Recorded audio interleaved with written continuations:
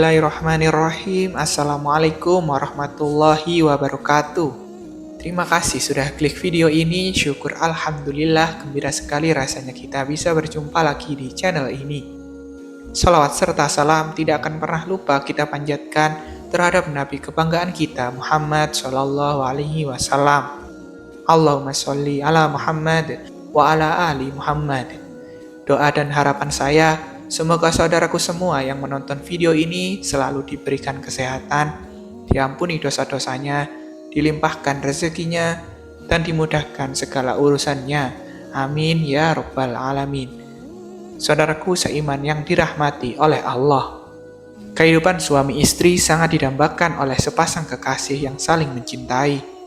Selain karena menyempurnakan separuh agama, menikah juga dapat memberikan pengalaman dan pengetahuan baru bagi keduanya. Namun, dalam sebuah hubungan rumah tangga, tidak jarang ada beberapa hal tidak menyenangkan bagi salah satunya. Salah satunya adalah suami yang menyalahgunakan posisinya dalam rumah tangga untuk selalu dimengerti oleh istri. Terkadang, suami lupa bahwa beberapa perilakunya terhadap istri dapat memberikannya dosa. Tentu, kita semua tidak ingin semua ini terjadi dan selalu ingin rumah tangga kita mendapatkan berkah. Berikut adalah dosa-dosa suami kepada istri yang sangat dibenci oleh Allah agar para suami dapat berperilaku sebagaimana mestinya kepada sang istri. Yang pertama, suami tidak mengajarkan ilmu agama dalam keluarga. Banyak suami yang mengira bahwa kewajiban terhadap istri hanya berkaitan dengan nafkah dan tempat tinggal. Padahal di dalam Islam terdapat satu kewajiban lain yang tidak boleh lalai. Kewajiban itu adalah mendidik dan mengajarkan istri tentang agama. Suami bisa memberikan pemahaman dasar yang diperlukan dalam rumah tangga. Jika suami tidak mampu, suami wajib mencarikan seseorang yang bisa mengajarkan istrinya. Apabila suami tidak mengajari dan mengupayakan hal-hal tersebut, suami akan mendapatkan dosa. Allah berfirman dalam surat At-Tahrim ayat 6. Dan dalam surat At-Toha ayat 132, wahai orang-orang yang beriman, peliharalah dirimu dan keluargamu dari api neraka, yang bahan bakarnya adalah manusia dan batu. Penjaganya malaikat-malaikat yang kasar dan keras, yang tidak durhaka kepada apa yang Allah perintahkan kepada mereka, dan selalu mengerjakan apa yang diperintahkan. Quran surat At-Tahrim ayat 6. Dan perintahkanlah keluargamu melaksanakan sholat dan sabar dalam mengerjakannya. Kami tidak meminta rezeki kepadamu, kamilah yang memberi rezeki kepadamu. Dan akibat yang baik di akhirat adalah bagi orang yang bertakwa. Quran surat Toha ayat 132. Terdapat pula dua dalil lain yang bisa dipakai untuk menguatkan kewajiban ini.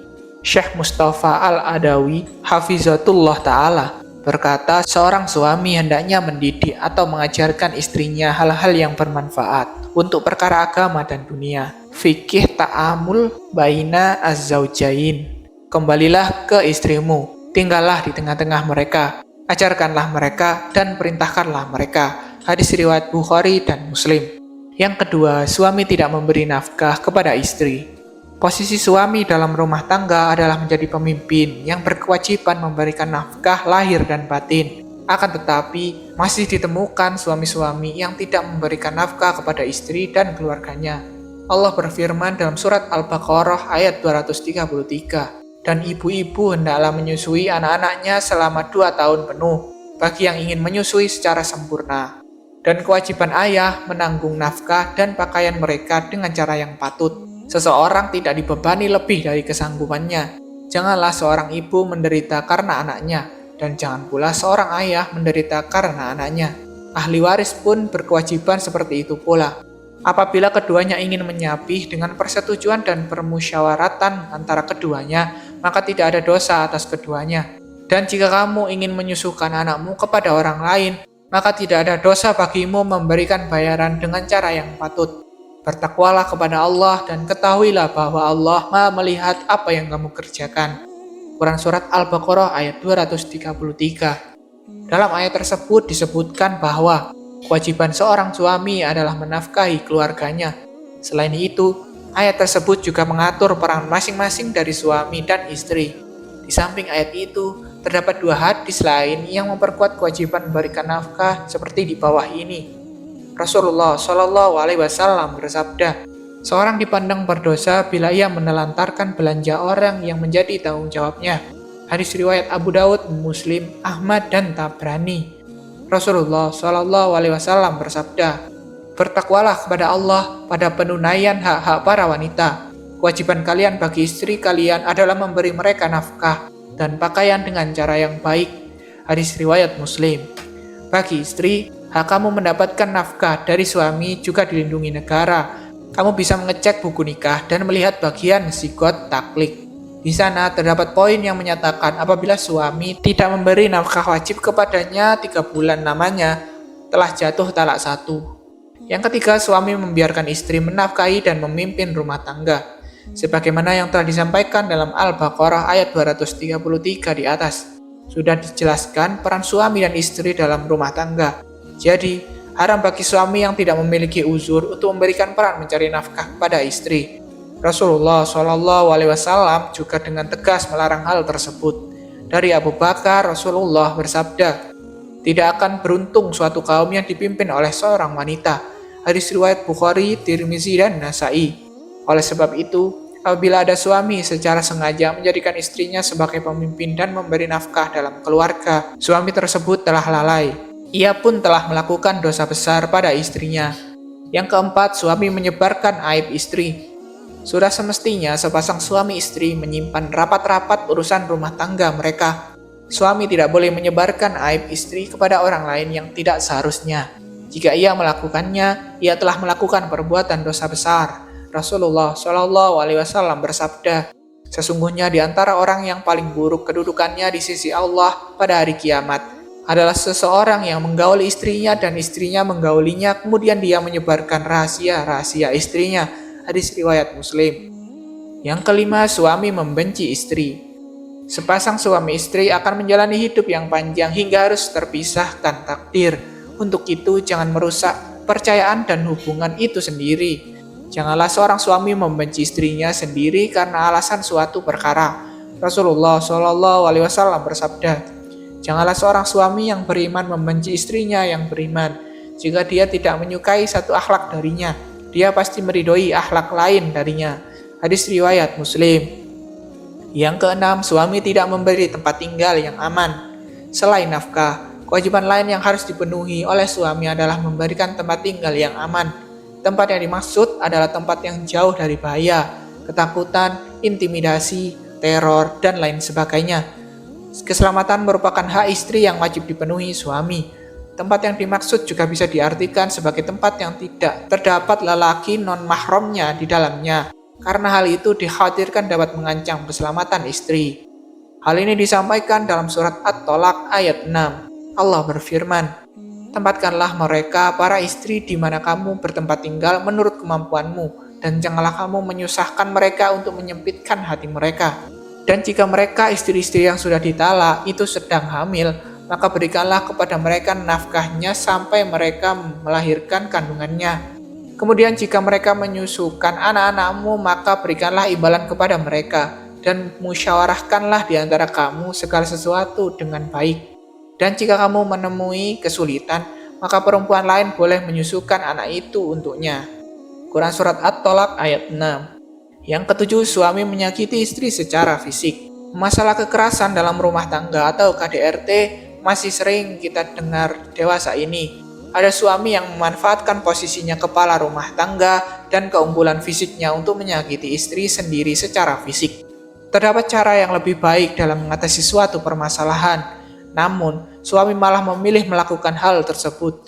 Padahal yang ia lakukan itu dapat memberinya dosa besar karena istri seharusnya ia lindungi, bukan ia sakiti. Rasulullah Shallallahu Alaihi Wasallam bersabda, "Hendaklah engkau memberinya makan jika engkau makan, memberinya pakaian jika engkau berpakaian, tidak memukul wajahnya dan tidak menjelek-jelekannya." Hadis riwayat Ibnu Majah. Yang keenam, suami enggan membantu pekerjaan rumah tangga. Melakukan pekerjaan rumah tangga seperti menjaga kebersihan tempat tinggal merupakan kewajiban bersama antara suami dan istri. Namun, tidak sedikit suami yang memandang bahwa istri yang harus melakukan semua pekerjaan tersebut. Padahal, jika para suami ketahui, Rasulullah telah memberikan teladan dengan sifat membantu istri dalam sebuah persoalan rumah tangga sekalipun. Sebaiknya suami-suami juga membantu pekerjaan rumah tangga meskipun hanya sedikit, karena hal tersebut sangat berharga dalam mengurangi beban istri. Beliau Rasulullah membantu pekerjaan istrinya dan jika datang waktu sholat, maka beliau pun keluar untuk sholat. Hadis riwayat Bukhari. Yang kesembilan, suami tidak cemburu kepada istri. Banyak yang berpendapat bahwa rasa cemburu merupakan bentuk tanda cinta seseorang. Pasangan yang tidak merasa cemburu pun patut dipertanyakan rasa cintanya terhadap pasangan. Apalagi ketika mengetahui istrinya keluar rumah bersama lelaki lain. Rasulullah Shallallahu Alaihi Wasallam bersabda, 3 golongan yang Allah tidak akan melihat mereka pada hari kiamat, yaitu seseorang yang durhaka kepada kedua orang tuanya, wanita yang menyerupai laki-laki, dan ad-dayyut. Hadis riwayat An-Nasai.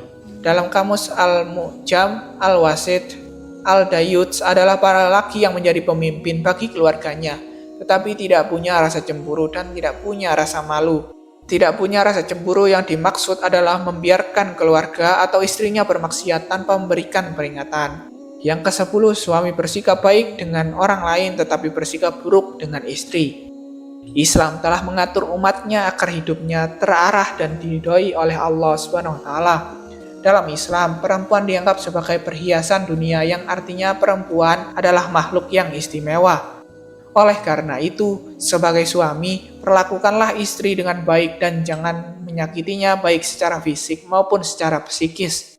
Jika suami malah baik kepada orang lain, sedangkan ketika bersama istri ia malah bersikap sebaliknya, ia telah bertentangan dengan hadis berikut.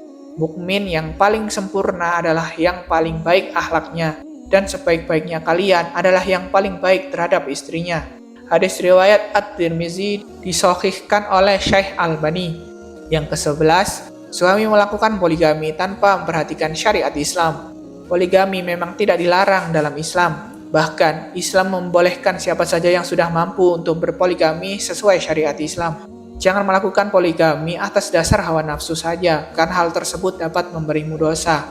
Hal ini dijelaskan dalam surat An-Nisa ayat 3. Allah berfirman, dan jika kamu khawatir tidak mampu berlaku adil terhadap hak-hak perempuan yatim, atau bila mana kamu menikahinya, maka nikahilah perempuan lain yang kamu senangi 2, 3, atau 4. Tetapi jika kamu khawatir tidak akan mampu berlaku adil, maka nikahilah seorang saja, atau hamba sahaya perempuan yang kamu miliki.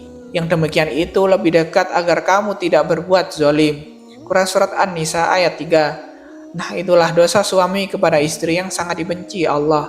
Manusia mungkin dapat melakukan kesalahan, tetapi manusia dapat belajar dari kesalahan tersebut.